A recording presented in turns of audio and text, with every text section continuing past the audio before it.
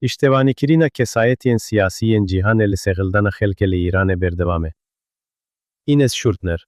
Seroka izbaçepa Alman ragian ku birojana xelke İran'e bo serbilindi, u azadiye şerdikin, lidici rejimeke şerdikin ku sivikati biciyana vandike, ev heceye hevgirtinemene.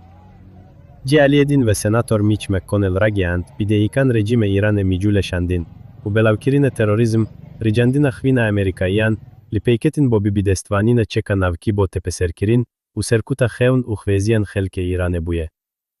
Tepeserkirin li navxve, destirece lider ve, ev kumara şeytani ya rejimeye, te xuya kuni halerev şeherifine de, u yekdem ciherzunine. Em digel xelke biver en İran'e ne xelke kubo paşaroca xve şerdike.